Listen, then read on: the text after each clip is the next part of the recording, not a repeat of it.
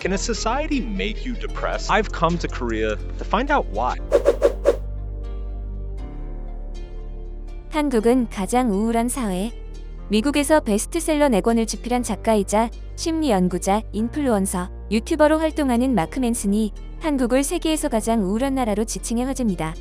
마크 맨슨은 저서 신경끄기의 기술을 집필해 뉴욕타임스 자기계발서 베스트셀러에 오르며 미국에서 가장 영향력 있는 작가로 자리매김했습니다. 그런 그는 수년 전 한국에 큰 관심을 갖기 시작했습니다.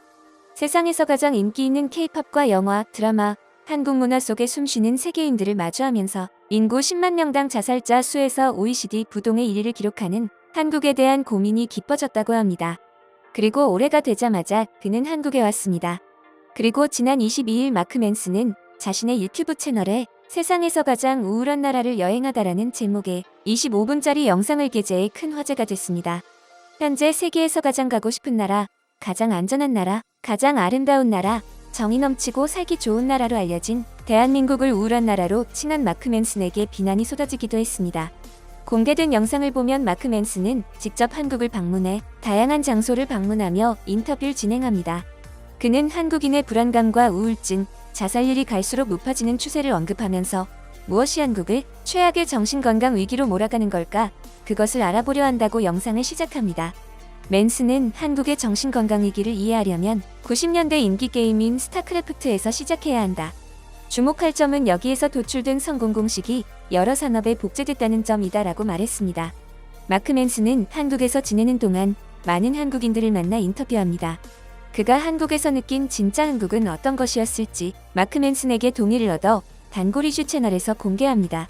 Spent time in Korea, I began to see this insane work ethic everywhere. I've done media interviews in probably a dozen countries at this point. Everywhere I've gone, every journalist I've spoken to, there's this kind of unspoken understanding that they've got me for like 30 minutes, maybe an hour at most. Yet in Korea, every single media interview I did lasted for multiple hours. One of them lasted an entire Sunday afternoon. And from what I could tell, this seemed completely normal to them. Probably the funniest example of this happened when I went onto the show called Yang Brothers. They're two Korean celebrity psychiatrists. 그 작가님이 이제 자기가 한 10년 동안 여자들을 엄청 꼬시는 바람둥이로 살았다라고 하는데 제가 인스타그램 들어갔는데 이분이?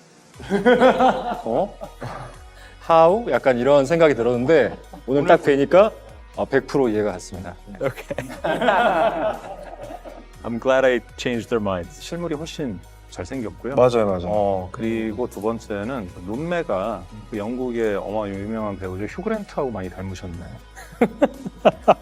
Now, despite being absolutely delirious during the shoot, the Yang brothers dug up some really interesting research about the cultural differences between young Koreans and young Americans. When asked what was most important to have a happy life, Americans answered first, physical and mental health, relationships second, and financial security third. But Koreans answered financial security first, physical and mental health second, and relationships third. We had an interesting discussion about why that is. All right, let's talk about depression for a few minutes. What can cause depression? Well, a lot of things. First, there's your physical health. Are you getting enough exercise, sunlight, sleep? Is your nutrition good? Although important, I'm not going to bore you with that shit in this video. Second, there's stress. Now, this could be financial stress, relationship stress, living in insecurity, whatever. As we've seen, Koreans live under an insane amount of stress. Third, there's social isolation and loneliness. This one is particularly interesting because a lot of Korean social life seems to revolve around their coworkers and their career. These sorts of social interactions are very transactional, i.e., you're not there because you like your boss, you're there because he's your boss. This can foster a deep sense of loneliness. Now, these first three, these are the same in the West as well. Americans are pretty fucking unhealthy and stressed, and we too are undergoing our own loneliness epidemic. But the next two factors strike me as particularly problematic in Korea. Up until now, we've talked about the intense socioeconomic pressures placed. A study I saw estimated that only 7% of Koreans with anxiety or depression sought help. Another study found that only 2% of Koreans with alcoholism ever seek assistance. Instead, they just bury it further. Despite all of this, Korea has continued to surprise us with just incredible output in both the arts and sciences.